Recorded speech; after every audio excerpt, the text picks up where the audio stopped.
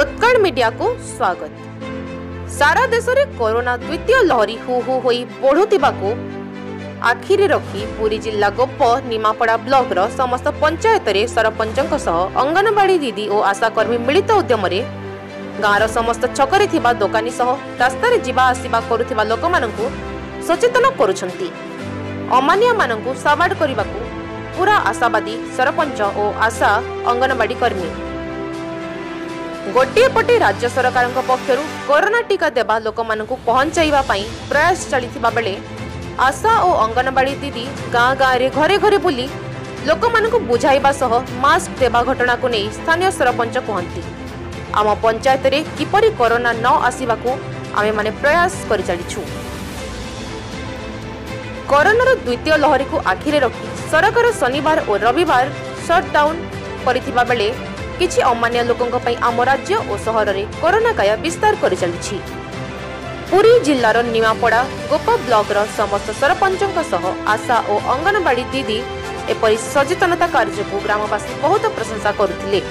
एपरि सारा राज्य रे करागले राज्य रो कोरोना दूरे जीव बोली पुरी जिल्ला निमापड़ा और गोपरे चर्चा जोर धरिछि।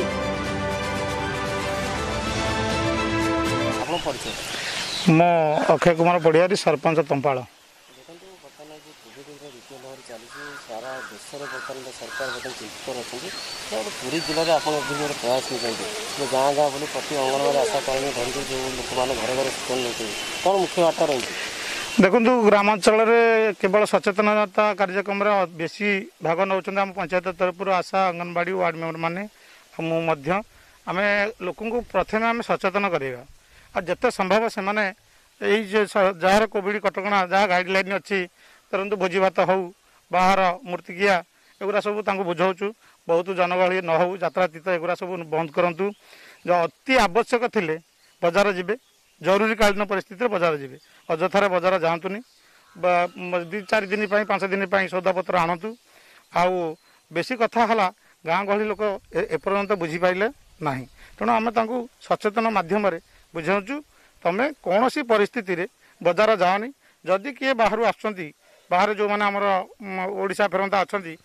आम सचेतन कराऊँ परिवार जनाऊँ जदि आपण परिवार कहीं बाहर रही जाइए आसुँच ताले से आग आरटीपीसीआर टेस्ट करूँ तापर घरे रुहतु आइसोलेसन में 15 दिन मिनिमम 15 दिन रुहतु आमर जहाँ गाइडलाइन अच्छे आम फॉलो करूँ लोकों पाखे पहुँचाऊँ ताले आम पंचायत को आम कोरोना मुक्त करूँ जदि आम पर्याय एमती जारी रुहे नमस्कार मु बनप्रिया सेठी पालश्री अंगनवाड़ी वर्कर आमर जो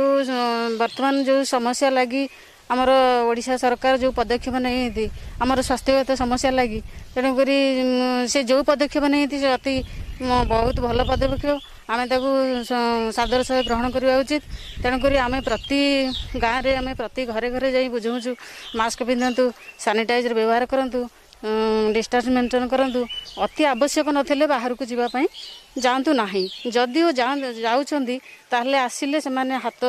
साबुन रे धुवंतु तापरे निजर स्वास्थ्य प्रति जत्न नियंतु। नमस्कार मु आज हूँ आमर सरपंच तत्व से माननीय सरपंच श्रीजुक्त अक्षय कुमार पढ़ियारी तत्वावधान आम आज ये रास्तार जो अमानिया जो पिलाने कथा मानुना से आम आज सचेतनता कार्यक्रम करूँ ये आम उपस्थित रहीकि समस्त अंगनवाड़ी कर्मी एवं आशा कर्मी एवं आम वार्ड मेंबर भाई भौणी मैंने एम सब मिसी आम गोटे रास्तार आम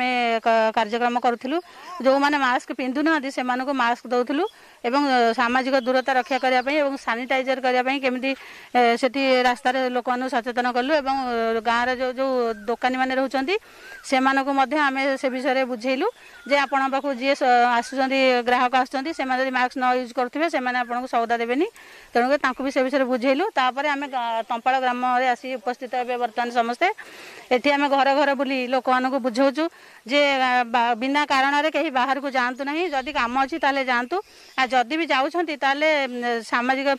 मास्क नहीं सांगे जातु एवं समय जदि किसी काम ना ताले केबे बाहर को जातु ना आ जदि के बाहर फेरुंट गाँ को तेणु आमको तुरंत जनातु आम घर घर बुली सब जी बाहर आम ओडिशा बाहर आसुँच से आम पदक्षेप नौ से केमती आसिक क्वारंटाइन रे माने होम क्वारंटाइन 15 दिन जाए रे से कोविड टेस्ट निश्चित करा